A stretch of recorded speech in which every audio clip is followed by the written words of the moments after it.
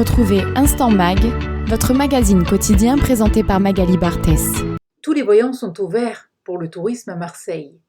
Une satisfaction pour Laurent Lardy, adjoint au maire en charge du tourisme et président de l'Office de tourisme, des loisirs et des congrès de la ville, et son directeur général Maxime Tissot, qui tirait jeudi le bilan de cette saison estivale 2024. L'arrivée de la flamme olympique le 8 mai a représenté une locomotive pour le tourisme et l'engouement était au rendez-vous pour les épreuves ensuite, ce dont se réjouit Maxime Tissot. Oui, l'image de Marseille le 8 mai, c'était notre temps fort médiatique au niveau des Jeux Olympiques, clairement. Et donc, nous avons réussi cet événement-là. Donc, nous avons vu dans l'apport de clientèle touristique cet été, c'était très très important. Mais ça a un effet aussi beaucoup plus fort parce qu'au niveau de la signature des gros congrès, au niveau du déclenchement des vacances d'hiver, de l'automne, c'est quelque chose qui est en masse. C'est un effet de chaîne qui est très très important. Et donc, nous en sommes satisfaits. Et la belle satisfaction, c'est de voir que la quasi-totalité des touristes qui sont venus à Marseille pendant la période des JO et hors, parce qu'il n'y a pas eu que les JO, sont très satisfaits du rapport qualité-prix de Marseille aussi. Donc ça c'est important pour nous, ça montre que nous considérons la clientèle touristique et que nous sommes prêts à l'accueillir dans cette ville qui sont toutes et très populaire. Notre ville est même une première destination pour nombre de touristes. Écoutez la satisfaction du directeur général de l'Office de tourisme. Oui, je pense qu'une soixantaine de pourcents de clientèle interrogée sur l'étude JO, c'est la première fois qu'ils venaient à Marseille. Mais ils venaient à Marseille pour les JO, mais c'est un prétexte de venue, un prétexte d'achat parce qu'ils avaient entendu parler de la ville, certainement pour le 8 mai, mais on fait beaucoup de communication à Marseille. Cette ville est devenue très très attractive et donc je pense qu'ils cherchaient un moyen, un justificatif pour venir à Marseille, voilà, pour déclencher l'achat. Et c'est ce qu'on est en train d'essayer de créer sur toutes les périodes de l'année, c'est-à-dire de trouver des événements pour lesquels les clients se disent tiens, voilà, j'entends parler de cette ville depuis longtemps, je vais venir, je vais y aller parce que j'ai vraiment envie de la voir, on en parle, tout le monde m'en parle, il faut que j'y aille. Voilà. Et très souvent, on a l'effet repeater. L'effet repeater, c'est que la personne qui est venue a dit je suis venu 2-3 jours pour voir, ça me plaît, je n'ai pas eu le temps de tout faire, je reviens. Je pense qu'on est dans le top 3, dans le top 4 des grandes villes. Alors après, est-ce que c'est en nombre de touristes? Est-ce que c'est en qualité des visiteurs? Il y a des petites villes qui ont des super idées. Et d'ailleurs, on a des groupements, nous, de directeurs d'office du tourisme pour parler de tous ces sujets-là parce que toutes les idées sont bonnes à prendre. Hein. Parfois, c'est applicable à des grandes villes ou à des petites villes, parfois pas.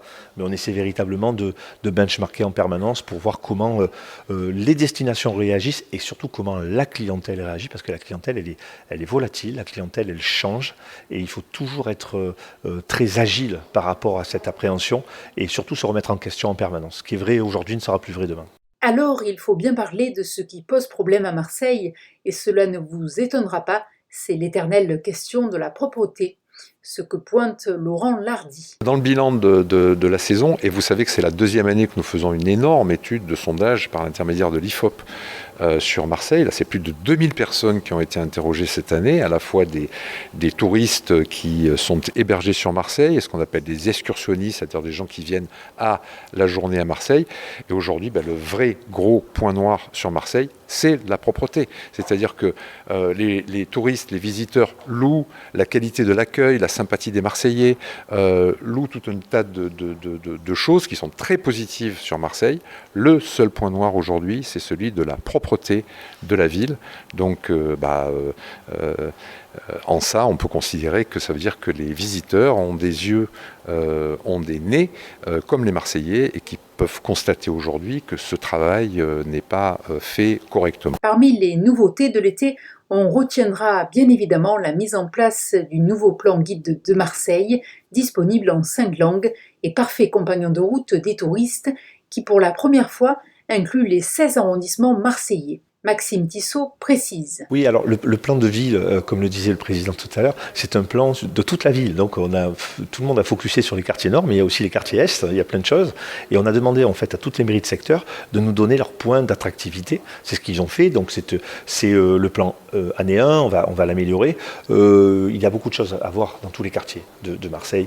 Donc pas seulement en centre-ville, pas seulement dans les quartiers nord, pas seulement dans les quartiers est. Il y a beaucoup de choses à voir, des petites pépites. Donc on est en train de les identifier, de les trouver. Il y a aussi des festivals très intéressants. Donc voilà, la volonté c'est de montrer la pluralité de Marseille, la grandeur de Marseille, l'axe de Marseille, parce que la mer n'est pas au sud à Marseille. On ne fait pas les choses comme tout le monde. Donc ça aussi c'est important de montrer comment la ville est orientée et comment la ville se positionne et puis après avec tout le territoire qui est autour, la Provence qui est un terrain de jeu fabuleux pour toute la clientèle touristique. Tous les regards se tournent désormais vers la pleine saison d'hiver, ce que souligne Maxime Tissot. Alors les innovations des défis à venir, c'est d'occuper la pleine saison d'hiver. On a un creux touristique, c'est clair. Donc c'est la raison pour laquelle déjà on va s'occuper des fêtes de Noël sous l'égide de la ville de Marseille, donc pour essayer de donner un punch sur ces fêtes de Noël. Et puis après peut-être on essaiera de s'occuper des périodes encore un peu plus creuses. Mais ce qui est important, c'est de donner de la visibilité sur les événements, les grands événements à Marseille. On est une ville de grands événements. Bon, en 2025, on en a peut-être un peu moins, c'est des cycles, mais je dirais on a quelques cordes à notre arc pour satisfaire les clientèles touristiques et venir à Marseille. Les saisons se succèdent et, à l'image des précédentes, celle-ci a été atypique. Alors pour l'adjoint au maire en charge du tourisme, qui a aussi la casquette de présidente de l'office de tourisme, le mot d'ordre est l'anticipation. Il se dit confiant pour l'arrière-saison qui arrive. Je ne l'appréhende pas dans le sens où je me dis, oh là là, qu'est-ce qui va se passer ? Je pense que l'arrière-saison est censée bien se passer à Marseille. Nous savons que nous sommes liés en arrière-saison à des phénomènes aussi climatiques, c'est-à-dire que selon le temps qu'il fait, il y a plus ou moins de gens aussi qui viennent, parce que souvent la détermination, elle est là. Elle est de profiter de Marseille, qui reste une ville dans laquelle... en général, en tout cas, pendant qu'il pleut à Paris, il fait beau à Marseille. Donc oui, on sait déjà que, en tout cas, l'expérience des années précédentes montrait que, globalement, on peut avoir une fréquentation assez importante à Marseille, jusque et y compris au début du mois de novembre.